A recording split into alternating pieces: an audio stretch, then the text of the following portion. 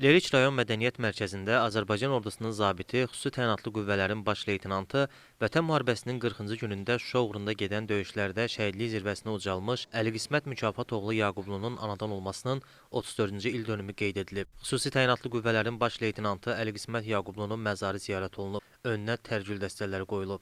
Anım tədbirində rayon icra hakimiyyətinin başçısının müavinləri, idarə və müəssisələrin əməkdaşları, ziyalılar, şəhid ailələri və şəhər sakinləri iştirak ediblər.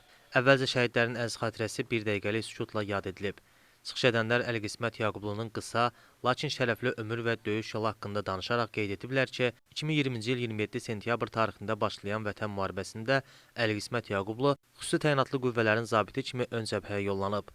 O, Murovdağ yüksəkliyi, Füzuli, Cəbrayıl, Zəngilan, Qubadlı və Laçın istiqamətlərində gedən döyüşlərdə xüsusi qəhrəmanlıq göstərib. Şuşanın azadlığı uğrunda gedən döyüşlərdə düşmənin çoxlu sayda canlı qüvvəsini məhv edərək rəşadət nümayiş etdirib və 2020-ci ilin noyabrın 5-də Daşaltı kəndində qəhrəmancasına şəhid olub. Əli Qismət Yaqublu Azərbaycanın ərazi bütövlüyünün bərpası uğrunda göstərdiyi qəhrəmanlıq və vəzifə borcunu şərəflə yerinə yetirdiyi üçün Prezident İlham Əliyevin sərəncamları ilə ölümündən sonra Azərbaycan bayrağı ordeni, Vətən uğrunda, Kəlbəcərin azad olunmasına görə, Xocavəndin azad olunmasına görə, Şuşanın azad olunmasına görə və şücaətə görə medalları ilə təltif edilib. Şəhid Əli Qismət Yaqublunun özündən sonra Ələsgər və Məhəmməd adında övladları vətənə yadigar qalıb. Tədbirdə iştirak edən məktəblilər vətənimizi və şəhidlərimizi tərənnüm edən şeirlər səsləndiriblər. Musiqiçilər vətənpərvərlik və şəhidlər haqqında musiqilər ifa ediblər.